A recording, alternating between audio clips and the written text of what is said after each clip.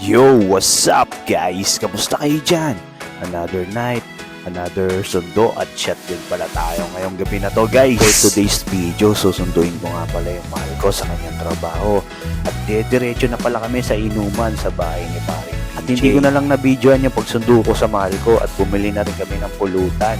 At big shoutout nga pala sa kaibigan ko na si Madam Chelsea. Bihira ko lang makainuman tong napakagandang dilag na to eh. Big shoutout din dito kay Jomer.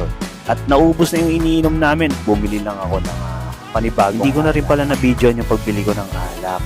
At sa mga sandaling to, medyo nagkakatama na kami. At ang iniinom namin ngayon GSM Pamelo. At big shoutout ulit kay Madam Chelsea. Nagpabili ng KFC na aming bagong pulutan. Mga big time talaga ni Madam Chelsea. At big shoutout din pala sa humabol na si Sab. Yan, napakabait na brilyante ng hangin habagat o hangin na amiyan.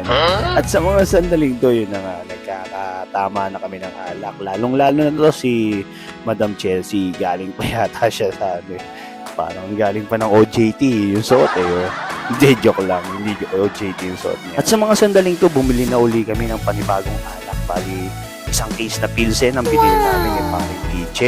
Big shoutout dito kay paring PJ na laging handa pagka gatong mga inuman.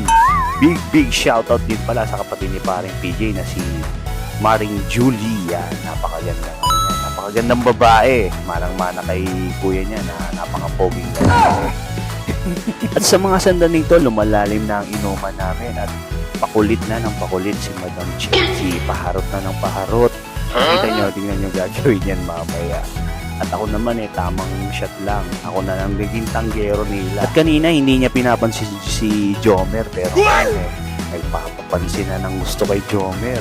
Talagang napilan niya si Jomer Gwapo pa naman tong bata na to Talagang kahit sino mauhumaling sa bata na to. At bigla na lang tumawag ng uwak si Madam Chelsea sa mga sandaling to guys. At dahil lasing na siya, pinapakawalan niya na lahat ng kanyang mga suot na brilyantes. Yan guys, nasa tsinelas yung mga brilyante ng mga hangin, apoy, lupa at kung ano pa mang elemento suot niya.